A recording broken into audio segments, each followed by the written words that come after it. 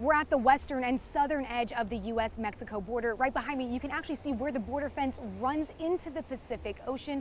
But despite this physical barrier separating the two countries, here at Friendship Park, people from both sides of the border wall can actually come together and talk to each other and touch each other. And on Sundays, they come together for worship.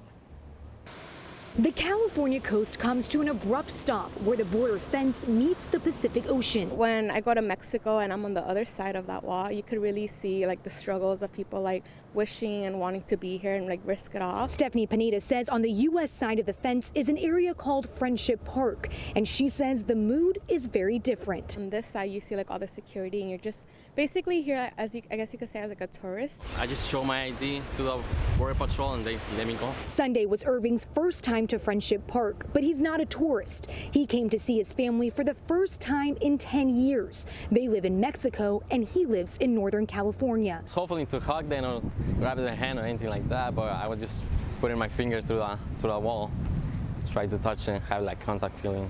Friendship Park is the only place in Southern California that actually allows people to legally walk up to the border fence. The park is open on the weekends from 10 to 2, and Border Patrol limits it to 10 people inside the area at a time, except for on Sundays. They always insist that the agent on duty has discretion, so it depends on what's happening that day. Reverend John Fanistil runs the cross-border church service every Sunday in Friendship Park from the U.S. We have a table on the Mexican side, and I set up a little altar on the U.S. side. Fanistil says for a few minutes every Sunday, people from both countries are able to forget about the barrier that separates them and unite in worship. Tomorrow, we'll talk to border commuters. These are U.S. residents who live in Mexico and commute across the border to the U.S. every single day for work or school or even shopping. We'll hear from them at one of the busiest land border crossings in the world, right here in San Diego. For BorderReport.com tour, I'm Anna Warnicki.